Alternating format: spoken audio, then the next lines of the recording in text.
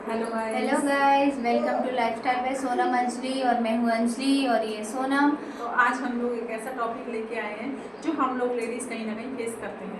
सबसे बड़ी इम्पोर्टेंट चीज़ है क्योंकि हम लोग फ्रस्ट्रेटेड हो जाते हैं काम के चलते, बच्चे के चलते, घर वालों के चलते, पति के चलते। हर चीज़ हम लोगों को फेस करनी होती है, चाहे कोई भी एज में शादी क्यों ना हुई, कोई 18 साल का है, कोई 20 है, कोई 30 है, कोई 40 है, कोई 50 है, सब मतलब फेस कर रहे हैं और उसके चलते हम सब लोग फ्रस्ट्रेट हो जाते हैं। फ्रस्ट्रेटेड की जो नेक्स्ट लेवल होता है वो होता है गुस्सा।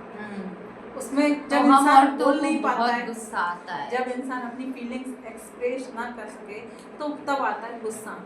वो एक नाइट टाइम पे कहीं पे जाके निकलता है और उसको कंट्रोल कैसे करना है तो वो मैं आपको कुछ पॉइंट्स हैं जो मैं आपको बताऊंगी और उससे कहीं ना कहीं मैं भी ट्राई करूंगी क्योंकि हम लोग भी ट्राई करेंगे इसको कि अपनी लाइफ में वो इम्प्लीमेंट कर कैसे सकें। करें। क्योंकि सबसे पहले गुस्से को कंट्रोल करने के लिए सबसे पहले क्या करना चाहिए ये बात है।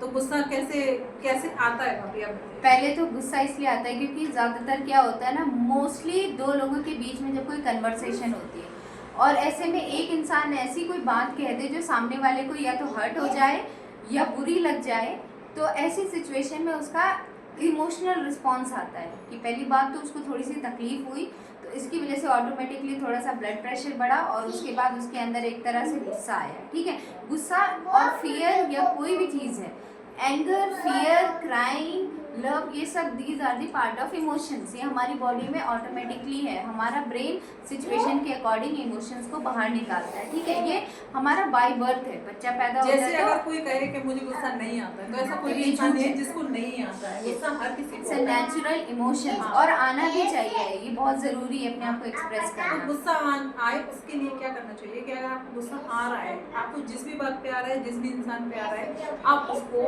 जब आप शांत मूड में हो जाए तो आप ये बताने का ट्राई करें कि मुझे आपकी ये बात अच्छी नहीं लगती है। आप इस चीज़ को ऐसे बोलने का ट्राई करें, कामली बोले तो वो आपको जब आप उसके सामने अच्छे से बात करेंगे तो सामने वाला आपकी बात को समझेगा कि आपको किस बात। आप बाद में बोलो ना उसे कि मुझे आपकी बात अच्छी नहीं लगी, आपने जैसे हर्ट किया है, मुझे आप ऐसे नहीं बोला करो, मुझे पसंद नहीं है। ऐसे आप बोलोगे ना तो आपकी बात को समझेगा, नेक्स्ट टाइम वो ट्राई करेगा कि वो आपको हर्ट ना करे।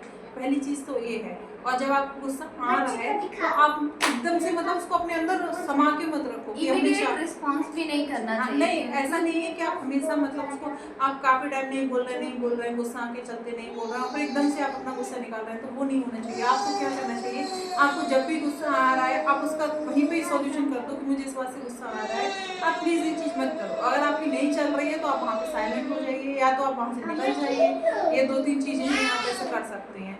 और आप बहस से बचें, बहस से बचना भी चाहिए। बहस के मूड में तो आना ही नहीं चाहिए क्योंकि बहस से कुछ नहीं होता, सिर्फ बकवास होती है और कुछ नहीं होता। क्या है ना, बहस करने की वजह से तनाव आ जाता है रिलेशनशिप में। कहीं भी अगर आप बहस जीतने की कोशिश करेंगे ना तो कहते हैं कि रिलेशनशिप हार जाएंगे।